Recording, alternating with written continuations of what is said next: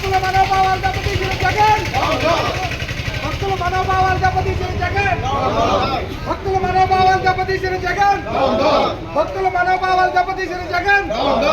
భక్తుల మనోభావాలు దెబ్బతీసిన జగన్, ప్రజల ఆరోగ్యంతో ఆటలాడుకున్న జగన్, ప్రజల ఆరోగ్యంతో ఆటలాడుకున్న జగన్, ప్రజల ఆరోగ్యంతో. పవిత్ర తిరుమల కొండపై శ్రీ వెంకటేశ్వర స్వామి సాక్షిగా లడ్డు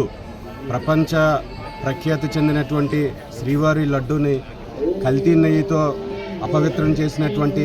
నాటి పాలకులు, అధికారులు వీరందరినీ కూడా శిక్షించాలని చెప్పి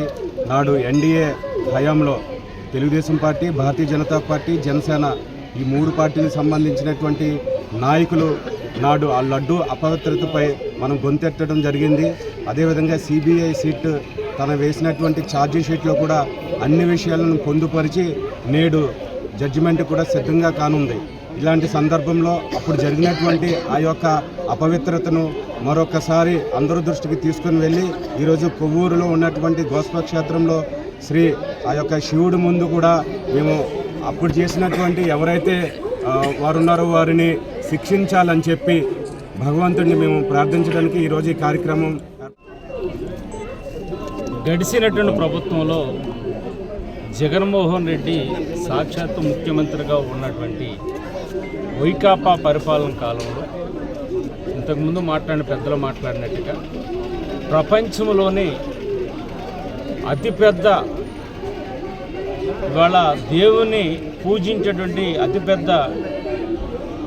ఏదైతే తిరుమల తిరుపతి ఉన్నటువంటి పరిస్థితి ఉందో, ప్రసిద్ధిగాంచినటువంటి తిరుమల తిరుపతిలో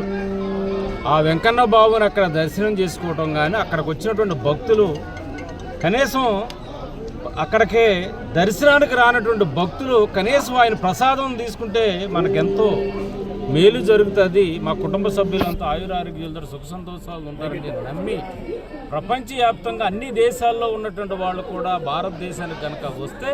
మొట్టమొదటిసారిగా తిరుపతి వెళ్ళి అక్కడ దర్శనం చేసుకున్నాక మిగతా ప్రోగ్రామ్స్కి వెళ్ళేటువంటి ప్రసిద్ధిగాంచినటువంటి పుణ్యక్షేత్రం వేళ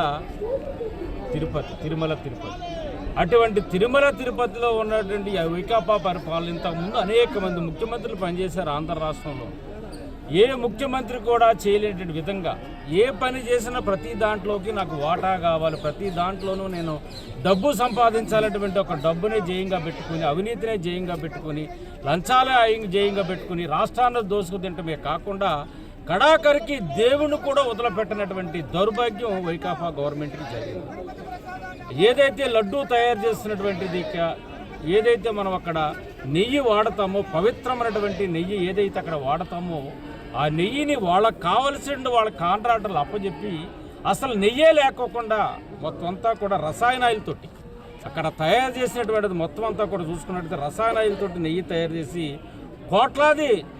యొక్క లడ్డూలు సరఫరా చేసి భక్తుల యొక్క మనోభావాలు దెబ్బతీసి దేవుని అపవిత్రం పాలు చేసినటువంటి వాళ్ళ వ్యక్తి ఎవరైనా ఉన్నాడంటే ప్రపంచంలోనే ఏకైక యొక్క దేవుని కూడా దోసుకోవాలని చెప్పని దేవుని కూడా ద్రోహం చేయగలిగినటువంటి ఏకైక వ్యక్తి ఎవరున్నాడంటే ఇవాళ మన ఆంధ్రప్రదేశ్లో పనిచేసినట్టు గతంలో పనిచేసినటువంటి ముఖ్యమంత్రి ఇవాళ జగన్మోహన్ రెడ్డి అని చెప్పని కూడా ఈ సందర్భంగా చెప్పక తప్పట్లేదు. అందుకనే మేము అధికారంలో లేనప్పుడు ప్రతిపక్షంలో ఉన్నప్పుడు మొత్తుకుంటూనే ఉంది ఎన్డీఏ కూటమి మూడు పార్టీలకు సంబంధించిన నాయకులు కూడా ఈ లడ్డూలు ఏదో మోసం జరుగుతూ ఉన్నది, దీన్ని దర్యాప్తు జరపండి అని చెప్పని చెబుతున్నా ఏ మాత్రం కూడా పట్టించుకోలేదు. కానీ ఈరోజు నిజంగా సుప్రీంకోర్టు ఆధ్వర్యంలో సిట్ ఏర్పాటు చేసి లడ్డు యొక్క కథనాలు బయటికి తీయాలని చెప్పని ఇవాళ చేస్తే ఇవాళ తేటతెల్లమైంది. అసలు అక్కడ నెయ్యి అనేటువంటి దాన్ని కలపకుండా రసాయనాలతోటి వీళ్ళు లడ్డు తయారు చేశారని చెప్పని ఈ రోజుని తేటతెల్లమైనటువంటి పరిస్థితి ఉంది. దాని మీద వెంటనే సుప్రీంకోర్టు ఎవరైతే ఈ యొక్క లడ్డు కల్తీ నెయ్యిని తీసుకొచ్చి, అసలు నెయ్యి కల్తీగా నెయ్యి కూడా కాదు, అసలు అది రసాయనాలు, అది చుక్క పాలు కూడా లేకోకుండా తయారు చేయగలిగినటువంటి వ్యక్తులు ఎవరు ఉన్నారంటే వీళ్ళే. ఇవాళ ఈ రాష్ట్రంలో మద్యం కూడా ఆ విధంగానే చేసి బ్రాండ్లను కూడా పక్కన పెట్టి ప్రజల యొక్క ప్రాణాలు బలికొన్నటువంటి వ్యక్తి కూడా జగన్మోహన్ రెడ్డి. భక్తులు మనోభావాలు దెబ్బతీసుకుంటకుండా మనోభావాలు తీసుకున్న వ్యక్తి జగన్మోహన్ రెడ్డి. కాబట్టి ఎవరైతే దీంట్లో దోషులైతే ఎవరైతే ఉన్నారో సిట్టి వాళ్ళ దర్యాప్తులు తేలినటువంటి వాళ్ళందరి మీద కూడా వెంటనే కఠిన చర్యలు తీసుకునే చట్టపరమైనటువంటి చర్యలు తీసుకుని అరెస్ట్ చేసి శిక్షించాలని చెప్పిన కఠినంగా ఎన్డీఏ కూటమి కోరుతా ఉంది. అందులో భాగంగా ఇవాళ రాష్ట్ర వ్యాప్తంగా కూడా కల్తీనే చేసి మనోభావాలు దెబ్బతీసి భక్తుల్ని ఇవాళ సాక్షాత్తు వెంకటేశ్వర స్వామిని మోసం చేసినటువంటి వ్యక్తులు ఇవాళ అన్ని దేవాలయాల్లో కూడా శుద్ధీకరణ కార్యక్రమం చేయాలని చెప్పిన ఎన్డీఏ కూటమి ఇవాళ రాష్ట్ర వ్యాప్తంగా అన్ని ప్రాంతాల్లో అన్ని నియోజకవర్గాల్లో చేయాలని చెప్పని ఇచ్చింది. పోస్టర్లు వేయటం కానీ, పార్లమెంటు నియోజకవర్గాల్లో ర్యాలీలు చేయడం కానీ ఇట్లా ప్రోగ్రాం ఇవ్వడంతో ఈరోజు కొవ్వూరు నియోజకవర్గంలో ఎన్డీఏ కూటమి బీజేపీ, జనసేన, తెలుగుదేశం పార్టీ 3 పార్టీల ఆధ్వర్యంలో ఇవాళ కొవ్వూరు పట్టణంలో పోస్టర్స్ అంటించడం కానీ, ర్యాలీలు నిర్వహించి గోపాద క్షేత్రాలు మీ అందరికీ తెలుసు, గౌతమ మహర్షి ఇక్కడ సాక్షాత్తు తపస్సు చేసినటువంటి పుణ్యక్షేత్రం ఏదైనా ఉందంటే ఇవాళ గోదావరి ఒడ్డుని మన కొవ్వూరులో ఉన్నటువంటి గోపాద క్షేత్రం ఏదైతుందో ఇక్కడ ఉన్నటువంటి ఖచ్చితంగా మన స్వామి యొక్క